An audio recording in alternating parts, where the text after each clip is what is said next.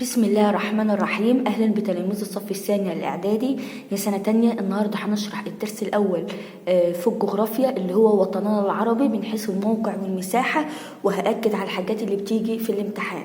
أول حاجة، وطننا العربي في 3 حاجات مشتركة.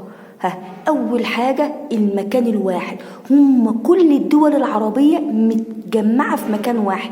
تاني حاجة اللغة الواحدة. تالت حاجة تاريخ مشترك. يبقى في 3 حاجات بتجمع الدول العربية. وتحت يجيب لك سؤال تحت خالص في آخر الصفحة: ترجح تسمية الوطن العربي بهذا الاسم إلى وجود عامل أساسي بين كل دولة، هو إيه؟ هتبقى اللغة الواحدة، عشان اللغة العربية لغة واحدة سميناها بإيه؟ بالوطن العربي أو بالدول العربية. طيب، دي خريطة العالم كله، المستطيل ده خريطة الوطن العربي. انت هتستفاد من الخريطة دي ان الوطن العربي موجود في قارتين 2، آسيا وأفريقيا اللي هي باللون الأخضر. لكن خد بالك، في دولة عربية خارج الامتداد الفلكي اللي هي دولة جزر القمر، بتقع في المحيط ايه؟ في المحيط الهندي. طيب، جنوب دائرة الاستواء ولا شمال دائرة الاستواء؟ اقول له لا، ده جزر القمر اللي هي المربع ده بتقع جنوب دائرة الاستواء، مش ده خط الاستواء بيمر في جنوب الوطن العربي، يبقى جزر القمر بتقع جنوب دائرة الاستواء. وده عند مدار ايه؟ السرطان بيمر في شمال الوطن العربي، وده عند ايه؟ خط جرينتش. في الصفحة دي سنة تانية اللي هي صفحة 15 عايز يقول لك الموقع الجغرافي للوطن العربي والموقع الفلكي. هو ايه الموقع الجغرافي؟ تعريفه هو الموقع بالنسبة لليابس والماء. يعني اقول الوطن العربي بيحدوا ايه؟ من الشمال ومن الجنوب ومن الغرب ومن الشرق، ده اسمه الموقع الجغرافي. بص بقى يا سنة أولى يا سنة تانية، بصوا يا سنة تانية، الوطن العربي فيه محيطين 2 بس، المحيط الهندي والمحيط الأطلنطي. مش هنسمع المحيط الهادي، ولا هنجيب سيرة المحيط القطبي الشمالي، ولا سيرة المحيط القطبي الجنوبي. يبقى أول معلومة تعرفها في سنة تانية تسهلها على نفسك، إن احنا هنتكلم على محيطين 2 بس، المحيط الهندي والمحيط الأطلنطي. مهما يلف في السؤال قدامك في الامتحان، مهما يلف، تبقى انت عارف ان انت هتختار في الإجابة هو محيط واحد بس، يا إما هتختار الهندي يا إما هتختار ايه؟ شطار الأطلنطي ناحية الغرب، والهندي في الجنوب. يبقى ما يقول لك المحيط اللي بيقع جنوب الوطن العربي اقول له المحيط الهندي. طب المحيط اللي في غرب الوطن العربي اقول له المحيط الأطلنطي. طب ساعات يخلي السؤال أذكى شوية للشطار، فيقول لك الوطن العربي يقع بأكمله شرق المحيط، فانت تتلخبط. لا، هي سهلة، مش ده المحيط الأطلنطي؟ صح، مش هو ليه شرق وليه غرب؟ شرقه الوطن العربي، يبقى المحيط الأطلنطي شرقه الوطن العربي، غربه حاجات تانية هتدرسها لما تكبر. تمام؟ يبقى ما يقول لك شرق وغرب أكيد 100% المحيط الأطلنطي، يبقى الوطن العربي يحده من ناحية الغرب المحيط الأطلنطي، لكن المحيط الأطلنطي بيحده ناحية الشرق الوطن العربي. سهلة يا سنة تانية شطار. طيب، والمحيط الهندي قلنا في الجنوب. طيب، يحده من الشمال ايه؟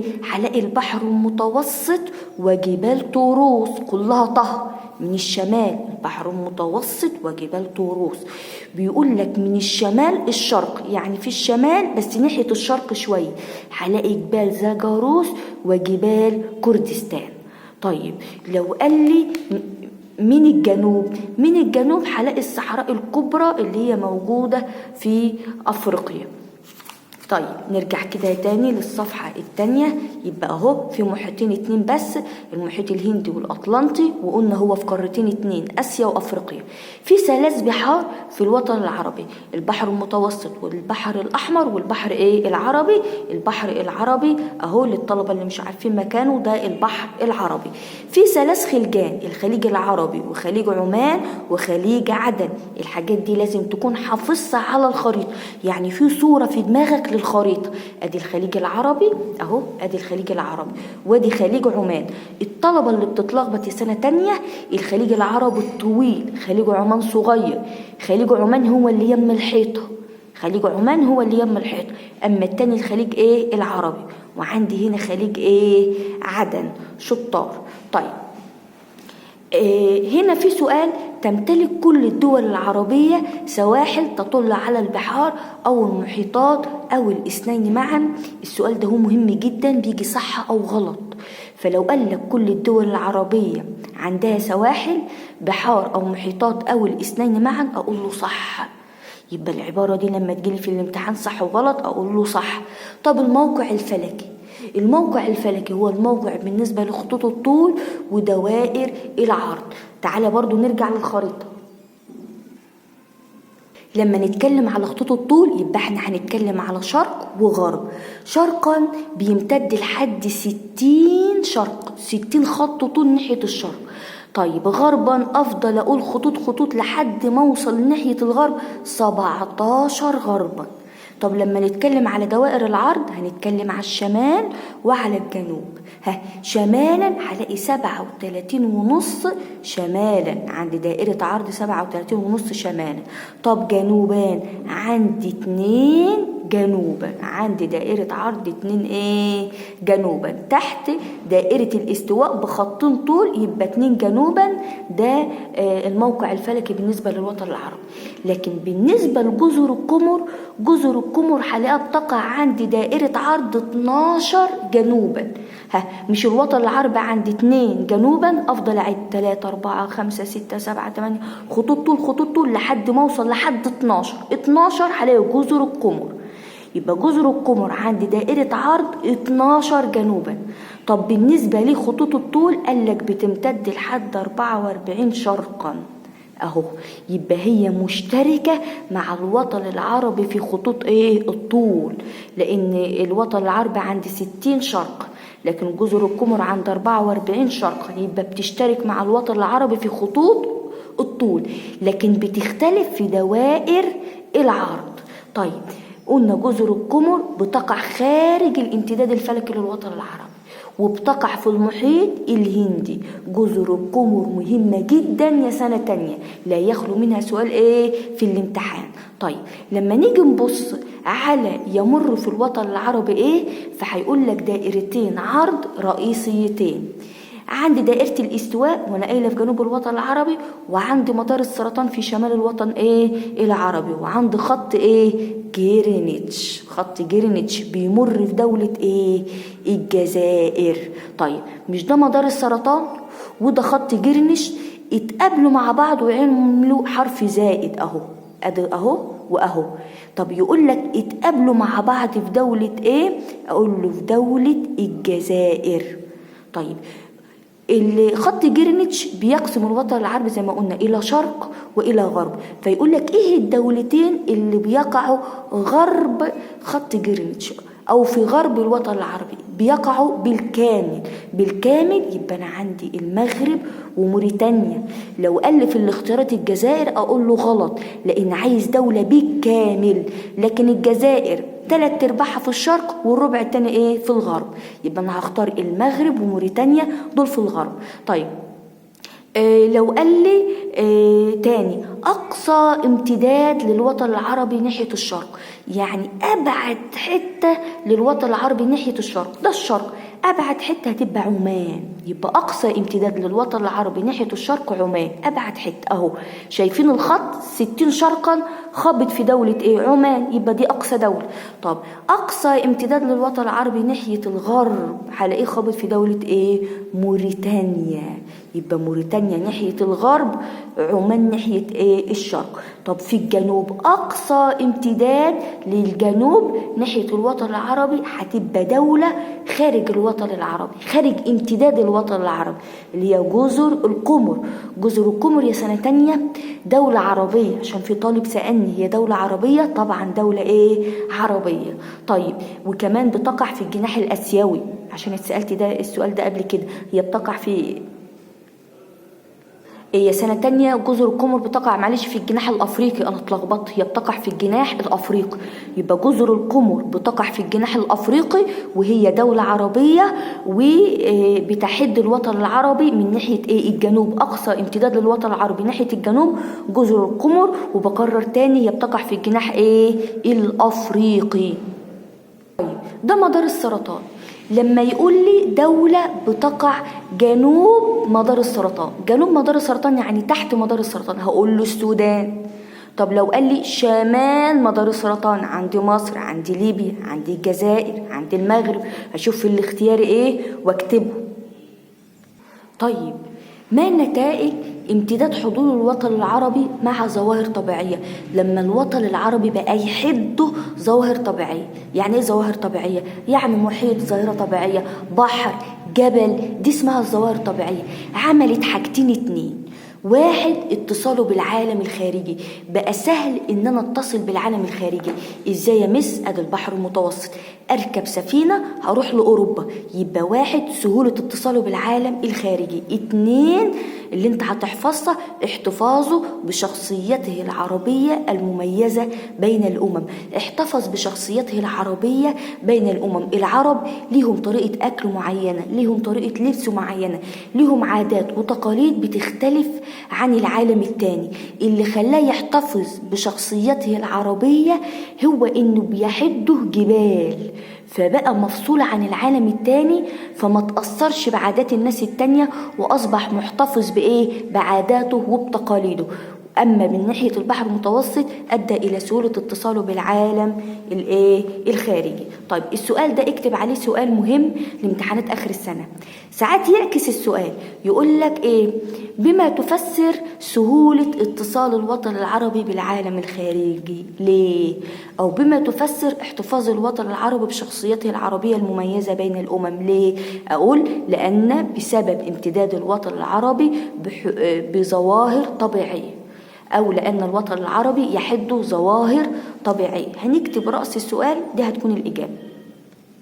في الصفحة رقم 16 يا سنة تانية، هنا عايز يشرح لك أولا مساحة الوطن العربي كلها 13 مليون كيلومتر مربع، عدد الدول العربية كلها 22 دولة. هنا قسم لك الجناح الأفريقي باللون الأخضر والجناح الآسيوي باللون اللون ده. طيب هنا هلاقي عدد الدول في الجناح الآسيوي 12. طب عدد الدول في الجناح الأفريقي 10، وقلنا جزر القمر في الجناح الأفريقي. طيب أنه اللي مساحته أكبر؟ الجناح الأفريقي هو اللي مساحته أكبر من الجناح الآسيوي، على الرغم من الدول هنا أصغر، بس الدول هنا مساحتها أكبر. طب بدل ما يقول لك في الامتحان أنه الجناح اللي مساحته أكبر، يقول لك أنه اللي امتداده أوسع. اللي امتداده أوسع الجناح الأفريقي، برضو اللي امتداده أوسع الجناح الأفريقي. هنا انت لازم تحفظ الدول اللي في الجناح الآسيوي والدول اللي في الجناح الأفريقي، ودي بتيجي بالممارسة، لأن احنا طول السنة بندرس الوطن العربي، فهتلاقيك آخر السنة حافظ الدول اللي في الجناح الآسيوي والدول اللي في الجناح الأفريقي. طيب أصغر دولة عربية من حيث المساحة هتبقى البحرين يا سنة تانية. أصغر دولة عربية، أصغر الدول العربية مساحة هي دولة البحرين. نركز كده شوية معايا سنة تانية. لو قال لي أصغر دولة عربية في أفريقيا، يبقى عايز أصغر دولة عربية في الجناح الأفريقي، أقول له جزر القمر. يبقى جزر القمر أصغر دولة عربية في الجناح الأفريقي في أفريقيا، لكن أصغر الدول العربية عموما البحرين.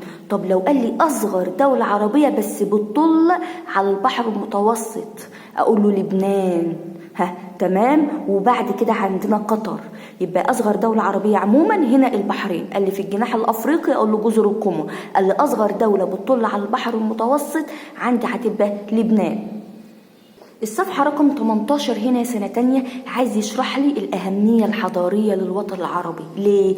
وده سؤال امتحانات. بما تفسر الأهمية الحضارية للوطن العربي، لأنه قامت على أرضه حضارات قديمة مثل وعد الحضارة المصرية وحضارة بلاد العراق وحضارة بلاد اليمن وحضارة بلاد الشام. طبعا بيجي ده سؤال امتحانات، يقول لك الحضارات التي نشأت في الجناح الأفريقي هي حضارة واحدة بس اللي في الجناح الأفريقي اللي هي مصر، أقول له الحضارة المصرية القديمة. ال3 حضارات دول موجودين في الجناح الآسيوي.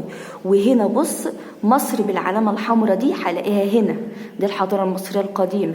دي حضارة بلاد اليمن اللون ده هلاقي حضارة بلاد الشام اللي هو اللون الأخضر، حضارة بلاد الشام. دي حضارة بلاد العراق. يبقى فهمت الألوان دي؟ الأهمية الدينية للوطن العربي ده سؤال امتحانات برضو مهم جدا. ليه؟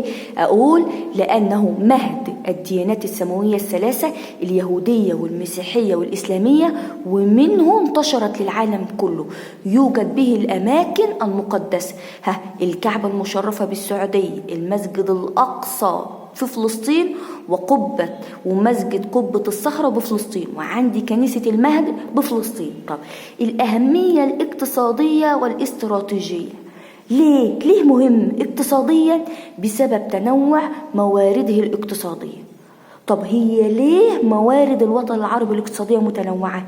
قال لك عشان متنوع في المناخ بسبب تنوع الأقاليم المناخية، والمناخ عمل تنوع في الحياة النباتية، وعندي كمان تنوع في التكوينات الجيولوجية به. طيب وجود البترول والغاز الطبيعي في أرضه اداله أهمية اقتصادية. تحكمه في طرق التجارة العالمية خلال العصور التاريخية المختلفة. وهنا يجي سؤال يقول لك بما تفسر الوطن العربي بيتحكم في طرق التجارة العالمية، أو الوطن العربي موقعه الاستراتيجي متميز، أو بسبب موقعه المتميز بين قارات العالم. إشرافه على 3 أذرع مائية، البحر المتوسط والبحر الأحمر، خد بالك، والخليج العربي، ما قالش البحر العربي. وده بيجي في الاختيار يقول لك 3 أذرع مائية، البحر الأحمر والبحر المتوسط والبحر العربي. أقول له غلط، هو مش البحر العربي، هو الخليج العربي. يبقى ما يقول لي 3 أذرع مائية أخد بالي إن ده الخليج العربي. بيتحكم في 4 ممرات مائية مهمة. طيب أدى اكتشاف البترول والغاز الطبيعي بالوطن العربي إلى زيادة أهمية ممراته المائية؟ هنا الإجابة طبعا صح. تعالى بقى كده نشوف صفحة 20. صفحة 20 دي مهمة جدا، دي الممرات اللي موجودة في الوطن العربي. عندنا اهو مضيق هرمز اللي بيقع في الشرق جنب الحيطة على طول. هرمز بيربط الخليج العربي اهو بخليج عمان، الاتنين بيصبوا في المحيط يا سنة تانية شطار؟ الهندي. طيب بيربط بين وايه؟ بين عمان اهو لانها دولة غير مترابطة في اجزائها، بيقول لك دولة عربية غير مترابطة في اجزاء، عمان جزء منها اهو، وبعدين تطلع فوق جزء من عمان اهو. يبقى بيربط بين عمان وايران. ايران دولة غير عربية وعمان دولة عربية. طيب يبقى ايران وعمان الاتنين اخرهم موجودين في مضيق هرمز. ده هو مضيق باب المندب اللي عند البحر الاحمر، ده هو مضيق باب المندب. يعني ايه مضيق؟ هي حته في البحر بس اقترب اليابس منها. يعني عندك اليمن وعندك جيبوتي، دي دول يعني يابس، اليابس اقترب منها جدا وفي النص بلاقي ميه، فبسمي الحته دي مضيق. ده اسمه مضيق باب المندب. بيربط بين وايه؟ بين البحر الاحمر وخليج عدن، بتشرف عليه دولتين اليمن وجيبوتي. يبقى ما هو المضيق اللي بيقع تحت إشراف عربي خالص، يعني بين دولتين عربيتين؟ أقول له باب المندب. طيب هنا عندي دي قناة السويس، دولة مصر بس اللي بتشرف عليها، بتربط البحر الأحمر بالبحر المتوسط. عندي مضيق جبل طارق، ده هو مهم جدا، بيربط بين دولتين 2 او بيشرف على في دولتين 2 بيشرفوا على على جبل طارق، اللي هو اسبانيا والمغرب. اسبانيا في اوروبا والمغرب فين؟ في افريقيا. وهنا هلاقي مضيق جبل طارق بيربط البحر المتوسط بالمحيط الأطلنطي. بيجي فيه أسئلة كتير جدا، يقول لك ما هو المضيق اللي بيفصل بين اليابس الأوروبي واليابس الأفريقي؟ أقول له مضيق جبل طارق. ما هو ده يابس وده يابس، ده يابس أفريقي وده يابس أوروبي. طيب اللي بيفصل بين أسبانيا والمغرب؟ أقول له جبل طارق. أسبانيا في أوروبا والمغرب في أفريقيا. طيب جبل طارق في حرف الطه، كله هتلاقي طه، هتلاقيه بيربط بين البحر المتوسط اللي فيه طه وبين المحيط الأطلنطي اللي فيه طه، يبقى الإجابة مضيق جبل طارق اللي فيه ايه؟ طه. طيب هنا ما النتائج التي ترتبت على، شوف ايه اللي حصل لما بقى الوطن العربي ذو موقع استراتيجي متميز. حصل ايه؟ تعرض للاستعمار الأوروبي. طب بما تفسر تعرض الوطن العربي للاستعمار الأوروبي؟ بسبب موقعه الاستراتيجي المتميز. طيب الوطن العربي عمل 3 حاجات. أقصد الاستعمار الأوروبي. الاستعمار الأوروبي عمل في الوطن العربي 3 حاجات. 1، نهب خيرات الوطن العربي. 2، تقسيم الوطن العربي إلى دول مختلفة في المساحة وعدد السكان، وتفصل بينها حدود سياسية مصطنعة. مصطنعة يعني الإنسان اللي عملها، مش جبل مش بحر. جبل أو بحر دي حدود طبيعية. يبقى لو قال لك تفصل بين حدود الوطن العربي، أقول له حدود سياسية مصطنعة. طب مين اللي قسم الوطن العربي إلى دول صغيرة في المساحة؟ أقول له أو دول مختلفة في عدد السكان والمساحة، الوطن العربي. طيب رقم 3، ظهور المشكلات السياسية. المشكلات السياسية ساعات يجي في الامتحان صح ولا غلط. الاستعمار الأوروبي أدى إلى ظهور المشكلات الاقتصادية في الوطن العربي. هي مشكلات اقتصادية؟ غلط. طب هي مشكلات اجتماعية؟ غلط. أمال هي مشكلات ايه؟ سياسية. هم أول مشكلة عندي مشكلة فلسطين موجودة في الجناح ايه؟ الآسيوي. وعندي مشكلة بعض الجزر الإماراتية موجودة في الجناح ايه؟ الآسيوي. يبقى أنا عندي مشكلتين في الجناح الآسيوي، فلسطين والجزر الإماراتية. عندي مشكلة المدن المغربية ثابتة ومليلة في الجناح الأفريقي. وعندي مشكلة جنوب السودان اللي هي في السودان، ومشكلة دارفور. مشكلة جنوب السودان ودارفور والاتنين في الجناح ايه؟ الأفريقي. طيب يقول لك في الامتحان سؤال صح أو غلط، دولة توجد فيها أكثر من مشكلة سياسية. هي دولة ايه؟ السودان. فيها مشكلة دارفور وفيها مشكلة جنوب السودان. طب يقول لك جميع الدول العربية حصلت على استقلالها ما عدا فلسطين، بالإضافة إلى بعض الجزر الإماراتية وبعض المدن المغربية. صح ولا غلط؟ فأنا أقول له إيه؟ صح. موجودة عندي في الكتاب الامتحان. بما تفسر الحدود السياسية التي تفصل بين الدول العربية حدود مصطنعة. ليه؟ أو بسبب تعرض الوطن العربي للاستعمار الأوروبي. عايز تكمل ال3 حاجات دول اكتبهم. طيب أنا كده خلصت الشرح يا سنة تانية. سامحوني لو أنا طولت عليكم الفيديو النهاردة، يا رب أكون ساعدتكم أو فدتكم ولو 1%. افتكر دايما إن أنا هنا موجودة علشان أساعدك. أنا بسيب رقم تليفوني تحت في صندوق الوصف عشان لو محتاج مني أي حاجة تكتبها لي. محتاج مني شرح، محتاج مني حل أسئلة، محتاج مني أي أسئلة ما انتش عارفها، اكتب لي تحت في التعليقات. لما تكون محتاج مني أي حاجة، افتكر مس سمر الصاوي إن هي دايما هتساعدك. وربنا معاكم يا سنة تانية.